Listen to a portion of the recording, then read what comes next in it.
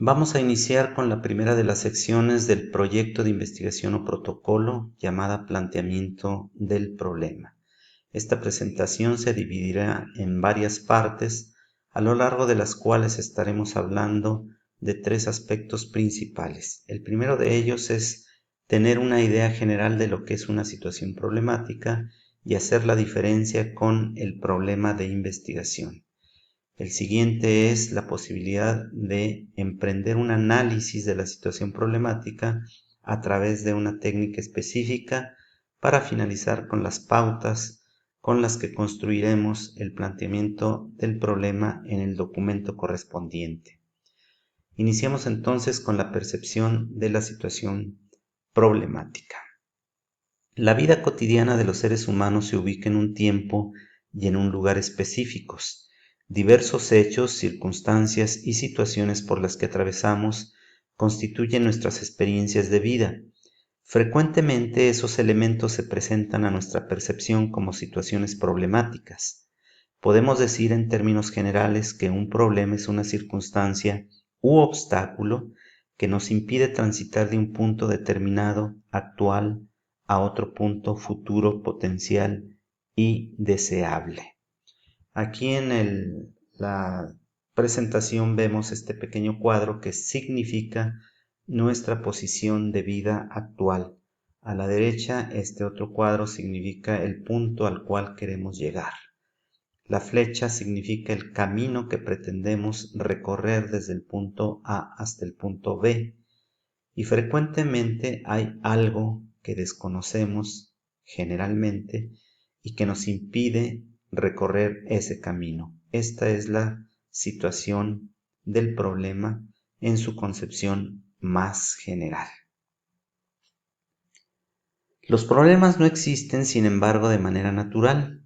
Son una construcción mental y, por tanto, visualizar un problema requiere, aparte de la percepción inicial, un mínimo de ideas o de razonamientos que nos permitan tener una imagen más clara de ese problema y, por tanto, nos orienten hacia su posible solución.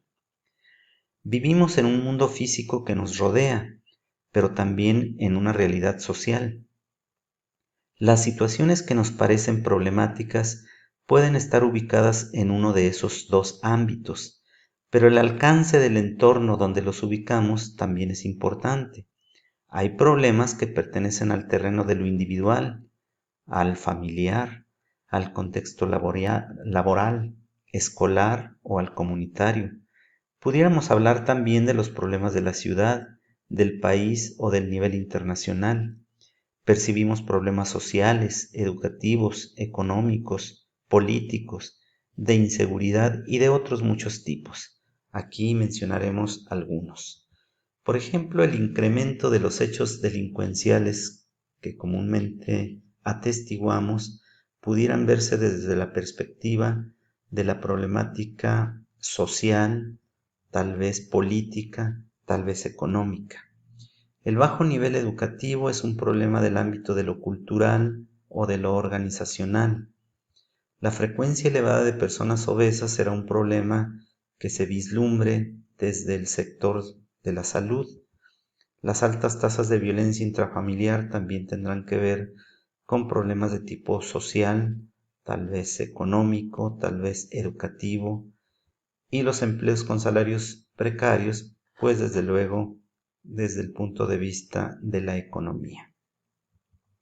Estos entonces serían problemas generales que normalmente los percibimos de manera muy intuitiva. Afectan a los grupos sociales, como ya mencionamos, y hacen evidente una necesidad que luego puede convertirse en una demanda que se presenta ante las instancias correspondientes para su solución. Pero estos problemas generales no son problemas todavía de investigación. ¿Qué se requiere para que los problemas de investigación lo sean? Supongamos que laboramos en una institución hospitalaria y somos testigos de que hay una alta demanda de los servicios de atención médica para los pacientes diabéticos. Sabemos también que en ese hospital hay un reducido número de personal que atiende problemas de salud, como médicos y enfermeras. Tenemos entonces evidencia de la situación problemática, pero también nos queda clara la causa que la genera. Este no es un problema de investigación, sino un problema de intervención. Hay que solucionarlo. En cambio, los problemas de investigación no tienen tan claras los elementos que constituyen la situación problemática. Digamos, ante el mismo problema, que tenemos una alta demanda de servicios de salud para los pacientes diabéticos, pero no sabemos si es porque en los últimos años las complicaciones de ese tipo de enfermedades se han incrementado. No sabemos si es porque hay ineficacia en la atención médica. Tampoco sabemos si los recursos están siendo bien aprovechados. En fin, tenemos muchas dudas respecto de las causas que están generando la situación problemática y por lo tanto este sí es un problema de investigación. El asunto es que la diferencia entre ambos tipos de problemas lo constituye el hecho de que en uno tenemos claras los elementos del problema y en el otro no. Así entonces los problemas de investigación son problemas del conocimiento. Hay lagunas en la percepción de las cosas y por lo tanto debemos investigar para saber. Desconocemos y queremos conocer. Hacemos preguntas ante la temática general que hemos abordado respecto de las inquietudes que tengamos y formulamos un proyecto de investigación para contestar esas preguntas. En este siguiente ejemplo tratamos de dejar claridad en lo que hasta este momento hemos mencionado, teniendo en consideración que en la metodología cuantitativa solamente proceden 3 tipos de pregunta, todas son mutuamente excluyentes. El tema o problema general elegido en este ejemplo es la frecuencia elevada de personas obesas. Es un problema general visto desde el ámbito de la salud. La primera posibilidad de pregunta es: ¿cuáles son las características generales de las personas obesas en la comunidad X? Esta pregunta nos orienta hacia conocer el grupo de sujetos que están padeciendo dicha situación problemática. La pregunta 2 sería: ¿cuáles son los factores causales de obesidad más frecuentemente encontrados en personas obesas de la comunidad X? Aquí, más allá de saber el grupo blanco, estamos queriendo investigar sobre algunos aspectos que generan la situación problemática. Estamos yendo más a fondo en la investigación. Y una tercera posibilidad es: ¿qué impacto tendrá para este ejemplo un esquema nutricional Y en la composición corporal de las personas obesas de la comunidad X?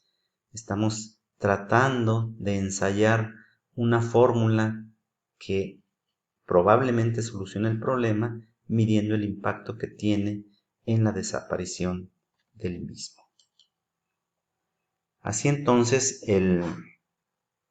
la actividad que corresponde hasta este momento es elegir el tema, que será un problema general que corresponde a la disciplina de cada quien, y hay que generar una pregunta, probablemente ensayando muchas otras preguntas.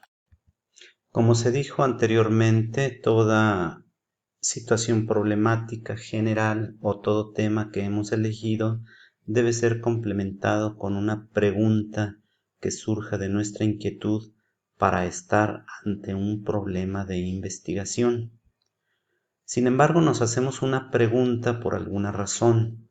La pregunta junto con el tema elegido formarán a partir de ahora el problema de investigación, que quedará construido en el planteamiento del problema. El planteamiento del problema entonces exige dar evidencia en un documento de la lógica de pensamiento que se siguió hasta que se formuló la pregunta, el conocimiento que teníamos del tema general y las razones por las que nos hicimos esa pregunta. Así entonces es necesario analizar un poquito la situación problemática, y existen algunas técnicas que nos ayudan a analizar todo tipo de problemas.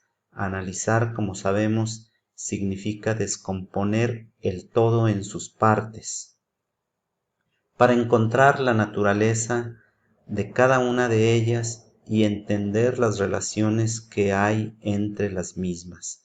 Esto nos permite definir el problema en términos generales, delimitar la situación problemática, saber o identificar cuáles son las causas que lo están generando, pero también los elementos que se derivan de la misma situación problemática. Todo ello, una vez razonado, reflexionado, se constituye en una síntesis, que es una imagen más rica de la que previamente teníamos en relación al problema. La técnica que aquí vamos a utilizar es la primera parte del árbol de problemas que está en la corriente del enfoque del marco lógico y que analizaremos a continuación en la siguiente parte de esta presentación.